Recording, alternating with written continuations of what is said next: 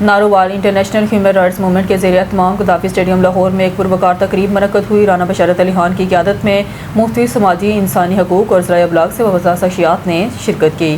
اس موقع پر راجہ عمر خان کو پاکستان میں انسانیت کی خدمت، مظلوم افراد کے مسائل اجاگر کرنے اور فلسطین کشمیر کے حق میں آواز بلند کرنے پر قومی نوبل اعزاز سے نوازا گیا۔ مقررین نے کہا کہ راجہ عمر خان پاکستان میں مظلوم افراد کی مضبوط آواز بن چکے ہیں اور انسانی خدمت کے جذبے کے تحت سینکڑوں معاملات حل کروا چکے ہیں۔ تقریب میں میڈم مین لوتھر، ذوالفقار علی ملک، رانا آصف علی اور کاشف رحمان کو قائد اعظم طلائی تمغے سے نوازا گیا۔ مقررین نے کہا عالمی ذرائع ابلاغ شعبے کے قیام کا مقصد دنیا بھر کے مظلوم اور محکوم طبقات کی آواز بلند کرنا ہے۔ انہوں نے کہا کہ رانا بشارت علی خان کے ویژن اور ہدایات کی روشنی میں راجہ عمر خان کو مکمل اختیارات دیے گئے، جن کی قیادت میں صرف 4 ماہ کے مختصر عرصے میں عالمی ذرائع ابلاغ شعبہ مؤثر انداز میں کام کیا گیا۔ تقریب کے اختتام پر تمام اعزازات حاصل کرنے والی شخصیات کو مبارکباد پیش کی گئی اور انسانیت کی خدمت کے مشن کو جاری رکھنے کے عزم کا اظہار کیا گیا۔